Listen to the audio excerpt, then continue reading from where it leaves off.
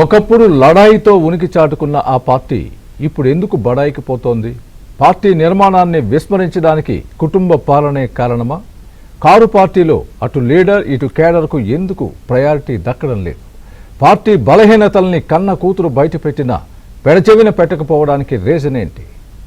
2024 నుంచి ఎదురవుతున్న పరాభవాల నుంచి పాఠాలు ఎందుకు నేర్వలేకపోతోంది? అహమా, అధికారం వస్తుందన్న ధీమానా? ఇంతకు పొలిటికల్ కారు బోరుకొచ్చిందా?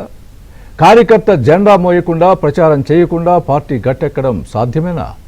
ఇంత చిన్న లాజిక్ను సోకాల్ గ్రేట్ లీడర్స్ మిస్ అవుతున్నారా?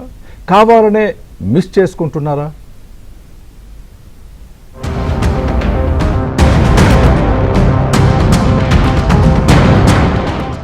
ఒకటిలో పురుడు పోసుకున్న నాటి టీఆర్ఎస్ ప్రస్తుత బీఆర్ఎస్ ఆవిర్భవించి 25 ఏళ్లు పూర్తయింది. తెలంగాణ ఉద్యమ కాలం నుండి రాష్ట్ర పాలన వరకు బీఆర్ఎస్ గణనీయమైన విజయాలే సాధించింది. 60 ఏళ్ల ఆకాంక్ష అయిన తెలంగాణ ప్రత్యేక రాష్ట్ర కలను నిజం చేసింది. జలదృశ్యం నుండి గల్లీ వరకు ప్రజలను ఏకం చేసి తెలంగాణ అస్తిత్వ పతాకగా నిలిచింది. తెలంగాణ రాష్ట్ర ఆవిర్భావం తర్వాత జరిగిన 2 ఎన్నికల్లోనూ కారు గుర్తు పార్టీ విజయం సాధించింది. ఇప్పుడు తెలంగాణ రాజకీయాల్లో మంటలు రేపుతున్న కాళేశ్వరం ఎత్తిపోతల ప్రాజెక్టును భారీ వ్యయంతో నిర్మించారు. రైతు బంధు, కళ్యాణ లక్ష్మి, షాదీ ముబారక్ వంటి సంక్షేమ పథకాలు, ఇంటింటికి తాగునీరు అందించే మిషన్ భగీరథ కార్యక్రమాన్ని చేపట్టారు. హైదరాబాద్లో పారిశ్రామిక, ఐటీ రంగాలకు మరింత ఊతం ఇచ్చారు. ఇక 2022లో టీఆర్ఎస్ అధ్యక్షుడిగా కేసీఆర్ కీలక అడుగు వేశారు. అదే తెలంగాణ రాష్ట్ర సమితిని భారత రాష్ట్ర సమితి బీఆర్ఎస్ గా మార్చారు. జాతీయ రాజకీయాల్లోకి ప్రవేశించారు. ఆ తర్వాత అంటే 2024లో జరిగిన అసెంబ్లీ ఎన్నికల్లో అధికారం కోల్పోయింది. దాదాపు 10 ఏళ్ల పాలన పోయి కేవలం విపక్ష పాత్రకే పరిమితమైంది బీఆర్ఎస్. ఇక ఆ తర్వాత జరిగిన లోక్సభ ఎన్నికల్లో చిత్తుగా ఓడిపోయింది. ఎన్నడూ లేని విధంగా లోక్సభలో కారు పార్టీ ప్రాతినిధ్యం లేకుండా చేశారు తెలంగాణ ప్రజలు. అధికారంలో ఉండగా చేసిన పలు పనులపై విచారణలు జరుగుతున్న ప్రస్తుత తరుణంలో విపక్ష పాత్రతో ఉనికిపాట్లు పడుతూ ప్రత్యర్థులతో లడాయి చేస్తోంది బీఆర్ఎస్. జాతీయ పార్టీలైన కాంగ్రెస్, బీజేపీలతో కొట్లాడి భవిష్యత్తులో ఎలాగైనా పవర్లోకి వస్తామన్న ధీమాతో ఉంది గులాబీ పార్టీ. ఆనాడు 14 ఏళ్లు ఉద్యమ పార్టీగా, 10 ఏళ్లు అధికార పార్టీగా, గత 2.5 ఏళ్లు ప్రతిపక్ష పార్టీగా అన్ని పాత్రలు, ప్రజలిచ్చిన ప్రతి పాత్రను సమర్థవంతంగా పోషిస్తూ ఇవాళ భారతదేశ చరిత్రలోనే అతి కొద్ది పార్టీలు, 25 వసంతాలు పూర్తి చేసుకున్న పార్టీలు వేళ్ల మీద లెక్కబెట్టదగ్గ సంఖ్యలో ఉంటాయి. ఆ కోవన చేరింది బీఆర్ఎస్ పార్టీ కేసీఆర్ గారి నాయకత్వంలో. మళ్ళీ ఒకసారి ఈరోజు పునరంకితం అవుతున్నాం. ఖచ్చితంగా తెలంగాణ ప్రజలకు ఒక స్వీయ రాజకీయ అస్తిత్వం ఉండాలి అని ప్రొఫెసర్ జయశంకర్ గారు ఎప్పుడు ఏదైతే చెప్తా ఉండేవారో, ఎట్టి పనికైనా మట్టి పనికైనా మనవాడే ఉండాలని చెప్తా ఉండేవారో, అట్లాగే మళ్ళీ పునరంకితం అవుతాం. తెలంగాణను కాపాడడానికి, తెలంగాణలోని ఈ అరాచక కాంగ్రెస్, బీజేపీల నుండి తెలంగాణను మళ్ళీ ఒకసారి పట్టాలు ఎక్కించడానికి కేసీఆర్ గారి నాయకత్వంలో అందరం సమిష్టిగా ఐక్యంగా పోరాటం చేస్తాం.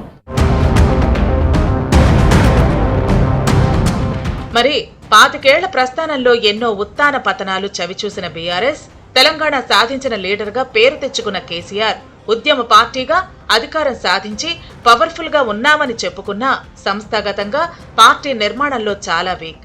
ప్రజాస్వామ్యయుతంగా నడవాల్సిన పార్టీని అప్రజాస్వామికంగా, ఇంకా చెప్పాలంటే అరాచకంగా నడిపిస్తోంది.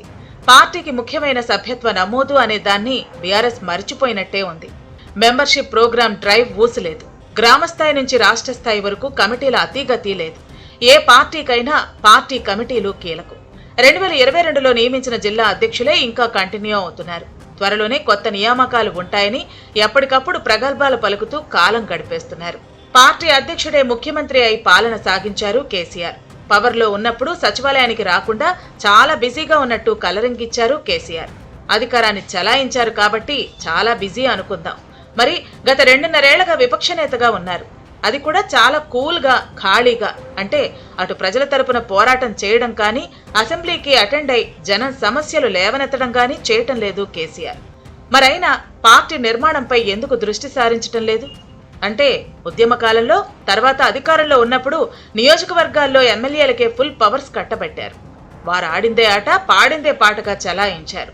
క్షవరం అయితే గాని వివరం అర్థం కాదన్నట్టు ఇటీవల 10 మంది ఎమ్మెల్యేలు పార్టీకి దూరంగా ఉంటూ అధికార కాంగ్రెస్ కు కనెక్ట్ అయ్యేసరికి అరే పార్టీ నిర్మాణం చేసుంటే బావుండు అనిపించింది. కానీ ఆ పాటికే జరగాల్సిన నష్టం జరిగిపోయింది. చేతులు కాలేక ఆకులు పట్టుకున్న చందంగా ఇప్పుడు కేసీఆర్, కేటీఆర్ కార్యకర్తల జపం చేస్తున్నారు.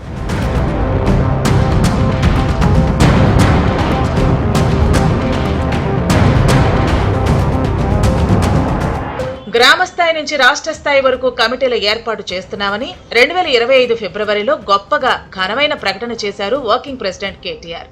ఏడాది దాటిపోయింది. అయినా బీఆర్ఎస్ అధినాయకత్వం కమిటీల ఊసెత్తటం లేదు. గతేడాది వరంగల్లో జరిగిన రజతోత్సవ సభకు ముందు కమిటీలు ఏర్పాటు చేయాలనుకున్నారు. పార్టీ మెంబర్షిప్ చేసి మళ్లీ కేసీఆర్ ను పార్టీ అధ్యక్షుడిగా ఎన్నుకునేందుకు ప్లాన్ చేశారు. ఇందుకోసం తమిళనాడులో డీఎంకే పార్టీ నిర్మాణం బావుందని అధ్యయనం చేసేందుకు ఓ కమిటీని చెన్నై పంపారు కేసీఆర్. డీఎంకే పార్టీని బాగా స్టడీ చేసి అధినేతకు నివేదిక కూడా ఇచ్చారు. మరి ఆచరణలో అడుగు ఎందుకు ముందు పడలేదు అంటే అందరి వేళ్లు అధినేత వైపే చూపుతున్నాయి.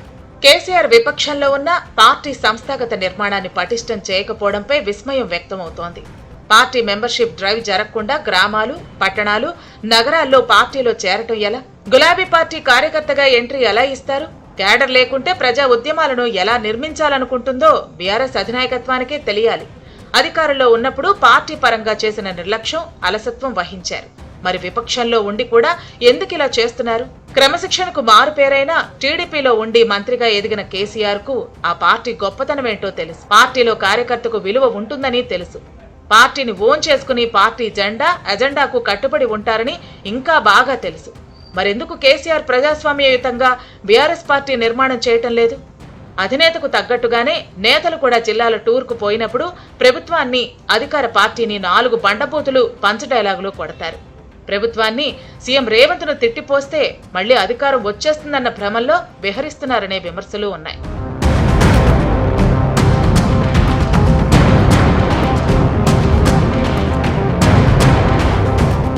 బీఆర్ఎస్ పార్టీలో ఉండే ప్రథమ, ద్వితీయ, తృతీయ శ్రేణి నాయకులు అధినాయకత్వాన్ని ఎదిరించే సాహసం చేయరు. కమిటీల ఏర్పాటును ప్రశ్నించే దమ్ము, ధైర్యం చేయరనే నమ్మకం. ఎవరు క్వశ్చన్ చేయలేరనే ధీమానే కారణం అనుకోవాలేమో. ఉద్యమ కాలం నుంచి పార్టీలో ఉన్న చాలా మందికి పదవులు లేవు. ఇప్పటికే వారిని నిర్లిప్తత, నిర్వేదం ఆవహించింది. కనీసం పార్టీ పదవులైనా ఇస్తారంటే అది కార్యరూపం దాల్చటం లేదు. అయితే పార్టీ నిర్మాణంపై కేసీఆర్, కేటీఆర్లను అడిగినా, సలహా ఇచ్చినా అసలుకే ఎసరొస్తుందనే భయంలో నేతలు ఉన్నారనేది ఓపెన్ సీక్రెట్. దాదాపు ఏడాది నుంచి కవిత బీఆర్ఎస్ లో ఉన్న బలహీనతలను, పార్టీలో ఉన్న కీలక నాయకుల తీరును బహిర్గతం చేసి తిట్టిపోస్తున్నా అధినాయకత్వం ఎందుకు సోయలో లేదో ఎవరికీ అంతుపట్టడం లేదు. సంస్థాగతంగా స్ట్రాంగ్ గా ఉండాల్సిన బీఆర్ఎస్ కు 2023 ఎన్నికల్లో ఓటమి తర్వాత నుంచి మహిళా అధ్యక్షురాలు పోస్టు ఖాళీగా ఉండటమే నిదర్శనం. బీఆర్ఎస్ మహిళా అధ్యక్షురాలిగా ఉన్న గుండు సుధారాణి అధికార పార్టీలోకి జంప్ అయ్యాక మహిళా వింగ్ కు లీడర్ను ఎంపిక చేయలేదు. తమది కుటుంబ పార్టీ, తమను ఎవరూ అడగజాలరు, ప్రశ్నించజాలరు అన్న ఫీలింగ్ కేసీఆర్ లో ఉందని సొంత పార్టీ నేతలు ఆఫ్ ద రికార్డుగా నెత్తి నోరు బాదుకుంటూ చెప్తున్నారు. ఇన్ని అవలక్షణాలతో అస్తవ్యస్తంగా నడుస్తోంది బీఆర్ఎస్. ఇంట బయట విమర్శలు రావటంతో గ్రామస్థాయి నుంచి రాష్ట్ర స్థాయి వరకు కొత్త కమిటీలు వేయాలని తాజాగా నిర్ణయించారు కేసీఆర్. బీఆర్ఎస్ లో ఉన్న కమిటీలను రద్దు చేసిన బీఆర్ఎస్ అధినేత ప్రతి నియోజకవర్గం నుంచి 200 మందికి శిక్షణ ఇవ్వాలని కొత్తగా డిసైడ్ చేశారు. అయితే కమిటీల ఏర్పాటుపై 2022లో, 2025లో కూడా ఇలాంటి ప్రకటనలే చేసింది బీఆర్ఎస్. మరి ఈసారి నిజంగానే పార్టీ నిర్మాణాన్ని చేసుకుంటుందా, లేదంటే ఎప్పట్లాగే అలా నడిపిస్తుందా అన్నది చూడాలి.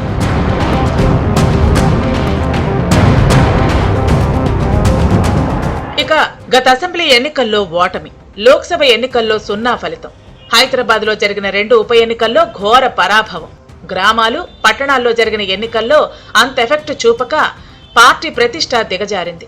కారణాలపై కార్యకర్త నుంచి ఎమ్మెల్యేగా, ఎంపీగా పోటీ చేసి ఓడిన నాయకుల అభిప్రాయాలు తీసుకుని వాటిపై చర్చించి పార్టీని మళ్లీ ఎలా పరుగులు పెట్టించాలనే దానిపై ఓ వ్యూహంతో ముందుకు వెళ్లేలా చేయాల్సిన అధినేత కేసీఆర్ పార్టీ ఆవిర్భావ సమావేశంలో నేల విడిచి సాము చేసేలా కామెంట్స్ చేశారు.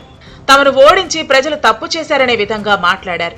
లోక్సభలో బీఆర్ఎస్ లేని లోటు స్పష్టంగా కనిపించిందని, ఇటీవల సమావేశాల్లో బీజేపీ ఎంపీ తేజస్వి సూర్య తెలంగాణ విభజనపై చేసిన వ్యాఖ్యలను ఒక్కరు కూడా అడ్డుపడలేదని, అదే బీఆర్ఎస్ ఎంపీలు లోక్సభలో ఉండి ఉంటే రణరంగం సృష్టించేవాళ్లని బీఆర్ఎస్ ప్రతినిధుల సమావేశంలో గొప్పలకు పోయారు కేసీఆర్.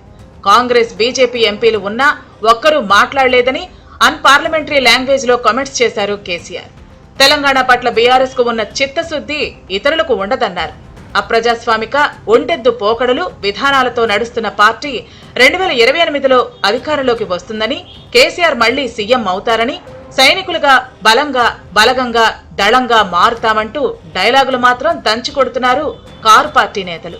తప్పకుండా 2028వ సంవత్సరంలో తిరిగి మళ్లీ తెలంగాణ రాష్ట్రానికి కేసీఆర్ గారిని ముఖ్యమంత్రి చేసేదాకా మేమందరం కూడా ఆయన సైనికులుగా, తెలంగాణ ప్రజల ప్రతినిధులుగా, తెలంగాణ బలగంగా తెలంగాణ దళంగా కలిసికట్టుగా కదం తొక్కుతాం. తప్పకుండా తెలంగాణకి మళ్లీ ఒకసారి పునరంకితం అవుతాం. టీఆర్ఎస్ పార్టీ ఆవిర్భావం సమయంలో ఆపసోపాలు పడ్డది నిజం. ఉద్యమంతో కారు పార్టీకి ఊపొచ్చింది నిజం. అదే అధికారం పీఠం మీద కూర్చోబెట్టిందన్నది కూడా నిజమే. At the same time 2024 assembly ఎన్నికల్లో బీఆర్ఎస్ ఓటమి నిజం. తర్వాతి లోక్సభ ఎన్నికల్లో ప్రాతినిధ్యమే లేదన్నది కూడా నిజమే. ఉప ఎన్నికలు, స్థానిక ఎన్నికల్లో పార్టీ పట్టు కోల్పోయింది నిజం. మరి 2028లో పవర్ దక్కాలంటే ఇప్పుడున్న పార్టీ నిర్మాణంతో బీఆర్ఎస్ కు సాధ్యమేనా?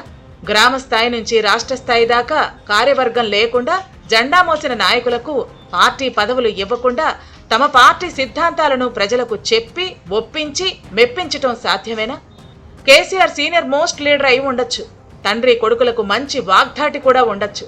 ప్రత్యర్థులను యతి ప్రాసలతో అచ్చ తెలుగు భాషలో తిట్టే పాండిత్యం కూడా ఉండొచ్చు. కానీ పార్టీ నేతలకు మాయమాటలు చెప్పి పార్టీని ప్రభావవంతంగా నడపటం ఎలా సాధ్యం? ప్రజాస్వామ్యయుతంగా పార్టీ నిర్మాణాన్ని నిర్మించకుండా పేరు ప్రతిష్టలంటూ ఎన్నాళ్ళిలా గొప్పలు చెబుతూ కాలం గడిపేస్తారు? ఇప్పటికైనా వాస్తవాలు గ్రహించరా?